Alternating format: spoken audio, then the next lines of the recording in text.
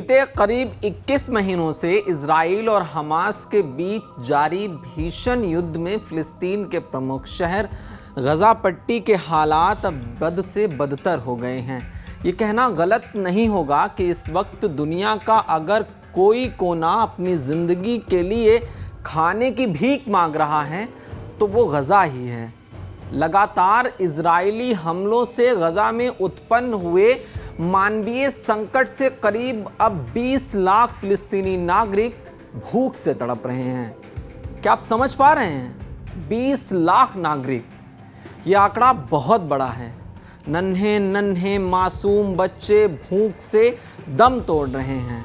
जो जिंदा बच्चे हैं उनके शरीरों से हड्डियां झांक रही हैं। डायपर नहीं है तो काली पॉलीथीन से अपनी अस्मिता को ढक लिया है।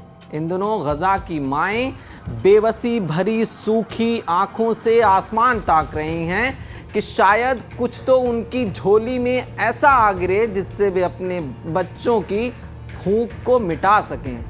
ये मंजर देखकर दुनिया के कई देश भयभीत हो उठे हैं। नरसंहार का इतना खतरनाक मंजर देखकर इजराइल को भी अब रहम आ गया है। जी हाँ, सही सुना आपने। अब इजराइल को भी गजा के लोगों पर तरस आ गया है, लेकिन हमास पर हरगिज़ नहीं। गजा में चल रहे बेहद खतरनाक मानवीय संकट के बीच बीती 27 जुलाई यानी रविवार को जॉर्डन और संयुक्त अरब अमीरात ने 25 टन मानवीय सहायता पैराशूट से गजा पट्टी में गिराई, जो कई महीनों बाद उनकी पहली डिलीवरी थी। जॉर्डन के एक आधिकारिक सूत्र ने बताया, ये ऑपरेशन गजा में गहराते मानवीय संकट, विशेष रूप से भूखमरी और कुपोषण से निपटने के लिए किया गया था। हालांकि अधिकारी ने ये स्पष्ट नहीं किया कि हवाई डिलीवरी जमीन के रास्ते सहायता आपूर्ति का विकल्प नहीं है। यानी जो मदद जमीन के रास्ते गजा में पहुंचाई जा सकती है वो हवाई रास्ते से कतई संभव नहीं है। रॉयल जॉर्डियन एयरफोर्स के 2 C-130 हरक्यूलिस परिवहन विमानों ने इस ऑपरेशन को अंजाम दिया। इसमें यूएई के साथ समन्वय में उत्तरी गजा के उन क्षेत्रों में खाद्य सामग्री और अन्य राहत सामग्री गिराई गई जिन्हें संयुक्त राष्ट्र यानी यूएन ने सबसे अधिक ज़रूरतमंदों के रूप में अभी चिन्हित किया है। सहायता में उच्च ऊर्जा वाले बिस्किट शामिल थे जो बच्चों और वयस्कों की दैनिक आवश्यकताओं को पूरा करने के लिए ख़ास तौर से डिज़ाइन किए गए हैं। रॉयल जॉर्डियन एयरफोर्स का प्रत्येक यानी हर एक C-130 हरक्यूलिस परिवहन विमान 14 टन तक सहायता ले जा सकता है और ये डिलीवरी अमान में जमा 500 टन खाद्य भंडारण से की गई थी। सबसे ख़ास बात यह है कि एयर ड्रॉप इजरायली रक्षा बलों और इजराइल के COGAT यानी coordinator of government activities in the territories के साथ समन्वय में किया गया, जिसने ड्रॉप जोन को मंजूरी दी। इसके बाद IDF ने गजा में मानवीय सहायता यानी मानवीय स्थिति के बारे में विश्व को अपना संदेश भी दिया। I'm here at the Kerem Shalom crossing. Behind me are boxes filled with aid, food, goods and medical supplies, all intended for the civilians of Gaza. I cannot emphasize enough, Israel is not blocking humanitarian aid. We are facilitating its entry every single day. Over 250 trucks were transferred this week alone, coordinated and approved by Israel. Nearly 600 more were collected by international organizations inside Gaza. Yet, as you can see behind me, there are boxes filled with supplies still waiting to be collected and distributed. In order to reach even more civilians, the IDF has conducted an airdrop operation of humanitarian supplies led by COGAT with international aid organizations. In addition, we are now implementing daily humanitarian pauses and designated corridors to allow safe movement for aid distribution.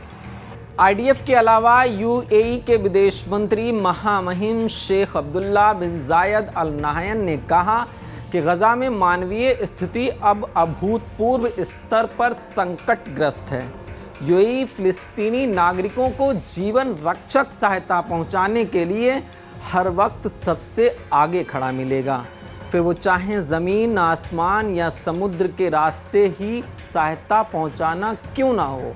हाँ, ये सच है कि Israel ने इस बार गजा में मानवीय सहायता पहुंचाने में मदद की है और पहली बार की है। जिस वक्त सहायता विमानों से गिराई जा रही थी, उस वक्त आईडीएफ ने सीज फायर भी लागू कर दिया था। कुल मिलाकर इजरायली प्रधानमंत्री बेंजामिन नेतन्याहू का कहना है कि वो गजा के आम लोगों के खिलाफ नहीं हैं, हमास के खिलाफ हैं।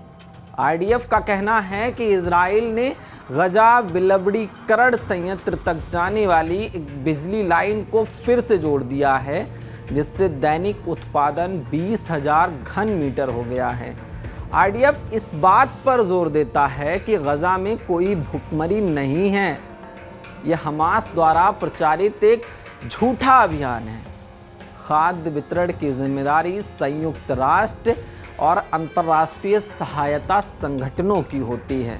इसलिए संयुक्त राष्ट्र और अंतर्राष्ट्रीय संगठनों से ये उम्मीद की जाती है कि वे सहायता वितरण की प्रभावशीलता में सुधार करें और ये सुनिश्चित करें कि सहायता हमास तक ना पहुंचे। युद्ध अभियान बंद नहीं हुए हैं। हम गजा में सभी बंधकों को वापस लाने और ज़मीन के ऊपर और नीचे दोनों जगह हमास को हराने के लिए अपना अभियान हर स्थिति में जारी रखेंगे। कुल मिलाकर देखकर तो ऐसा ही लग रहा है कि इजराइल ने गजा के लोगों के साथ इंसानियत दिखाई है। बाकी अगर इजराइल की ये कोई चाल है, कुल मिलाकर देखकर तो ऐसा ही लग रहा है कि इजराइल ने गजा के लोगों के साथ इंसानियत दिखाई है। बाकी अगर इजराइल की ये कोई चाल है तो आने वाले वक्त में खुद ही पता चल जाएगा। लेकिन जानकारी अब ऐसी है कि इजराइल और अमेरिका दोनों मिलकर गजा से बंधकों की रिहाई के लिए ग्राउंड ऑपरेशन वहाँ यानी गजा में शुरू करने वाले हैं। फिलहाल अभी के लिए इतना ही। मेरा नाम खुशनूर है, कैमरे के पीछे हमारे सहयोगी साहिब सिंह हैं और आप देख रहे हैं पंजाब केसरी टीवी। बहुत बहुत शुक्रिया आपका। नमस्कार। हमसे जुड़े रहने के लिए हमारे YouTube चैनल को सब्सक्राइब करें और नई वीडियो की नोटिफिकेशन के लिए बेल आइकॉन को दबाएं।